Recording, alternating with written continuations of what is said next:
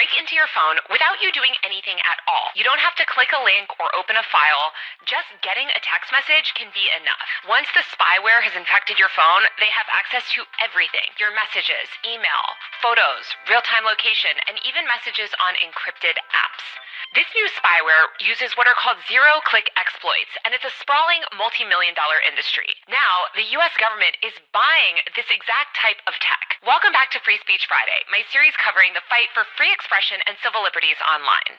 Just this week, it was announced that U.S. Immigrations and Customs Enforcement officials, aka ICE agents, will soon have access to one of the world's most sophisticated hacking tools, thanks to the Trump administration lifting a hold on a government review of a contract with Paragon Solutions, a company founded in Israel that makes spyware that can hack into any mobile phone, including any application, even encrypted apps. This new agreement between Paragon and ICE gives ICE access to the Israeli spyware's platform Graphite. Unlike old school wiretap programs, Graphite doesn't need to break the math behind encryption. Instead, Graphite infects a phone directly, and once it's inside, it can see your messages before they're scrambled into encryption, or right after they've been unscrambled to display on your screen. This means photos, texts, calls, literally everything, including the microphone on your phone, can be exposed. Paragon software turns every single personal cell phone into a surveillance gadget working against the person that owns it.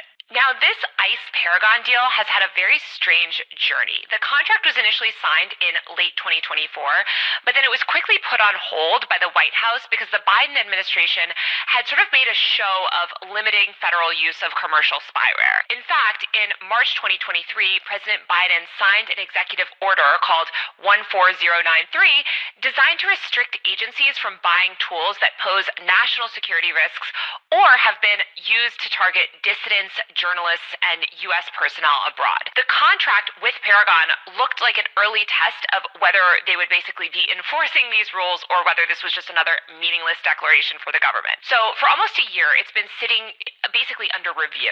Now, just this week, it's been announced that the pause was lifted quietly and the deal went live.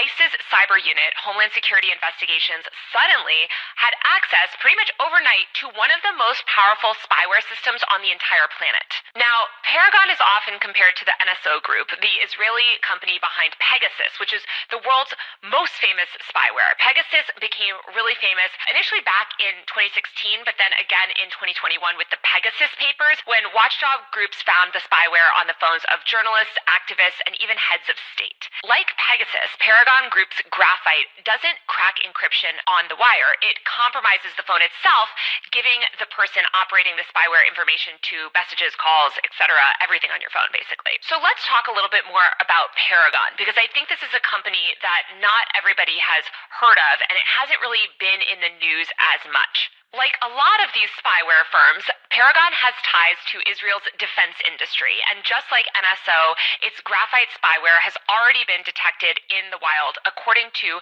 researchers at Citizen Lab, which is a very well-respected watchdog group. The University of Toronto actually published evidence just earlier this year linking Paragon spyware to real-world infections of the phones on journalists in Europe. Apple even sent threat notifications to some Paragon victims in April 2025, alerting them that they had been targeted with state-sponsored spyware. Paragon suspended a contract with Italy after reports surfaced that the tool had been used to spy on reporters. So I just want you guys to realize that these aren't hypotheticals. Like, this shows exactly how quickly spyware, no matter how carefully it's marketed, can and will be used against people who have nothing to do with terrorism or national security.